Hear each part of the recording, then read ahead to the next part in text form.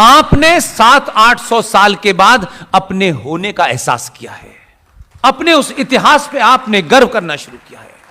हम कौन हैं, कहां से आए थे, हमारा मकसद क्या है, इसकी तरफ थोड़ा थोड़ा आप बढ़ने लगे हैं और आप उस तरफ बढ़ रहे हैं।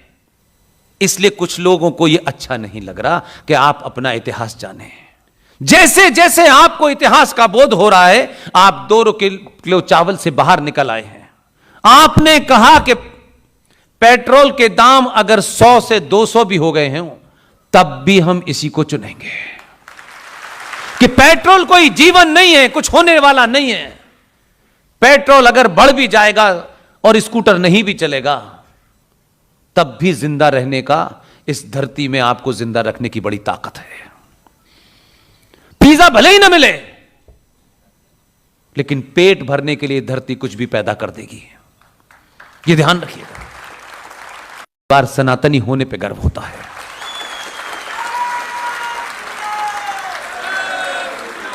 तो इसीलिए आपने जब नए लोगों को चुना, तो वो भी ये जानते हैं उन्हें वोट किसने दिया है।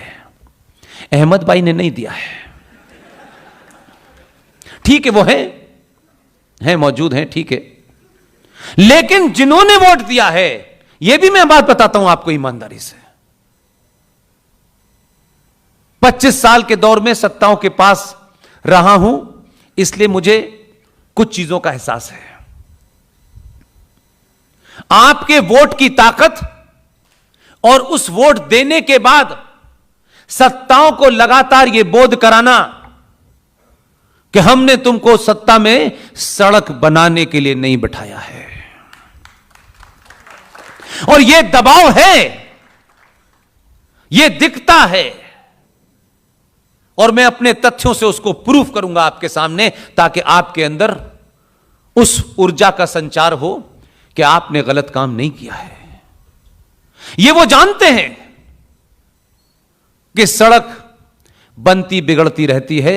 इन्होंने पहली बार वोट राष्ट्र निर्माण के लिए दिया है। और यह दबाव कैसे दिखता है, मैं इसकी एक ही आपको मिसाल दे सकता हूं। 2014 से 2019 तक कोई जीत गया, कोई सरकार में आ गया, मैं सिर्फ इतना ही मानता था। लेकिन 2019 से जो लोग चुने गए, हमने हमेशा अपने लोगों पे शक किया, अपने लोगों से बहुत सवाल पूछे, आक्रांताओं से एक भी सवाल नहीं पूछा। अपनों से ज्यादा सवाल पूछने की हमारी आदत है, और हम ये चाहते हैं कि हमारा अपना इंडिया गेट पे खड़े होकर चिल्ला के बताए। कुछ काम बिना बताए और बिना चिल्लाए भी होते हैं। वो काम कैसे हुआ, मैं इसलिए सार्वजनिक आज आपको करता हूं, ताकि आपको यह एहसास रहे कि हम सबका अस्तित्व, वजूद, एग्जिस्टेंस समाप्त हो गया है। मैं आपके बीच में किसी के लिए वोट मांगने नहीं आया, न जीवन में आऊंगा। यह सब कुछ पूरी धरती का सौदा हो गया पार्लियामेंट में, और हम सब मेरा तेरा आगड़ा, मेरे 2 लोग आ गए, मेरी जाति के मंत्री बन गए, इसको क्यों नहीं बनाया, मेरे इलाके का। हम इसी भिकमंगों की तरीके से इसी लड़ाई में लड़ रहे थे, और खामोशी से इस राष्ट्र का सौदा हो गया, और आज भी हमको नहीं पता, न जानना चाहते हैं। मेरा दुख यह है, हम जिन चीजों के लिए लड़ रहे हैं वो इतनी महत्वपूर्ण नहीं है। जब आपका पूरा एग्जिस्टेंस ही समाप्त हो गया हो, मूक दर्शक बनकर के पार्लियामेंट में लोग बैठे रहे हों, कोई पार्टी ऐसी अछूती नहीं है जिसने मुंह बंद नहीं किया हो। इसलिए मुझे दूसरों से शिकायत नहीं है, अपनों से शिकायत है कि तुम चिल्लाते तो कम से कम। तुम चिल्लाए नहीं, और आज भी नहीं चिल्ला रहे हो, तो किसी के मुझे इंतजार करना है कि मुझे कब चिल्लाना है। मुझे और आपको किसने रोका है? इसलिए आपके दबाव के चलते धारा 370 हट गई। आप खुश हैं? आपने ताली बजा दी, आपने कहा हमने तो अपना धन्यवाद प्रकट कर दिया। यह बात मैं इसलिए आपको समझाने की कोशिश कर रहा हूं कि यह जो दबाव है, सामूहिक दबाव है, आपके चुनने के तरीके से सत्ता पे बैठने वालों को इस बात का अंदाजा है। वो भले ही उनका नारा हो सबका साथ, उसे किसी का विश्वास नहीं है, आपका विश्वास है सिर्फ। नारों को आत्मसात मत करिए। नारे समय समय पे बदलते रहते हैं। नारों के भ्रम में मत फंसिए। जब तक कह रहा है तब तक अच्छा लग रहा है, और 2019 के बाद से जब भी वो ये कहता है सबका साथ सबका विश्वास, छोटे भाई का पजामा बड़े भाई का कुर्ता कब कपाने लगते हैं कि अब क्या लाने वाला है। मैंने कहा अभी तो शुरुआत भी नहीं हुई, अभी से परेशान। इसलिए धारा 370 जो एक क्रिटिकल धारा थी, उसे समाप्त करने के लिए हम पिछले 70 सालों से लोगों के मैनिफेस्टो में देखते थे। मैनिफेस्टो में आ गए, अच्छा अच्छा अच्छा, क्या आएगी, अच्छा ऐसे आ गया, अच्छा अब क्या होगा, अच्छा भी होगा। बस 370 किसी पार्टी के मैनिफेस्टो में इतने साल से लिखा जा रहा था कि आखिर में कुछ लोगों ने इस देश में अपने मकान का नंबर ही 370 रख लिया कि ये छूट जाए इससे पीछा हमारा। और इतने तर्क, इतनी लॉजिक, इतने रीजन, इतने अनुच्छेद बताए गए, ये ऐसे नहीं हो सकता, वैसे नहीं हो सकता। इसलिए अगर आपका एजेंडा क्लियर है और आप जब पीछे मुड़ के देखें, जैसे एक परिवार का मुखिया जब वो पीछे मुड़ के देखता है तो उसकी पत्नी, उसकी मां, उसकी बहन, सब कुछ उसके पीछे खड़े होते हैं। इसी ताकत से वो पूरी दुनिया से लड़ जाता है। राष्ट्रों के जीवन में, देश के जीवन में जो आपका मुखिया है, जब वो पीछे मुड़ के देखे तो उसे एहसास हो कि 95 करोड़ सनातनी खड़े हैं।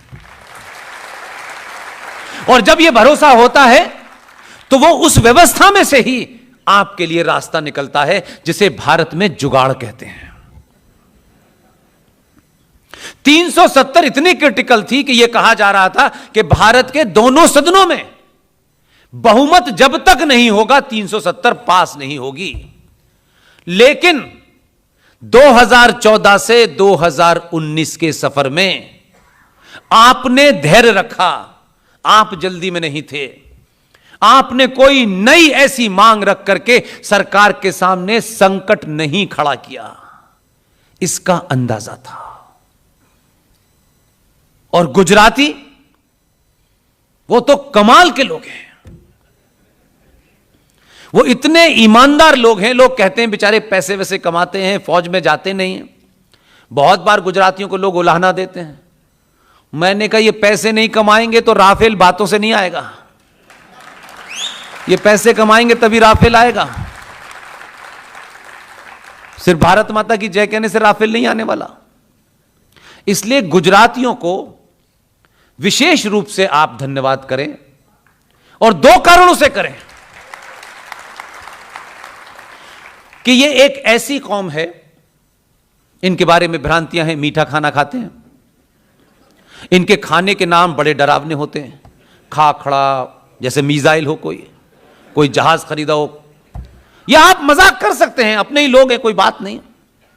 लेकिन इनकी ईमानदारी पे आपको इसलिए शक नहीं करना चाहिए।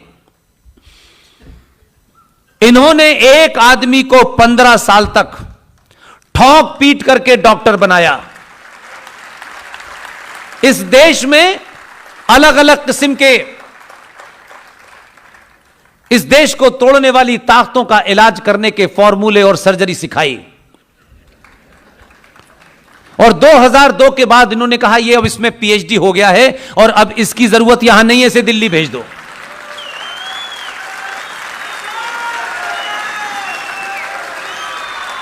और इन्होंने आपको दिल्ली में भेजने के बाद आपसे कभी यह नहीं कहा हमारा आदमी वापस कर दो, कभी नहीं कहा।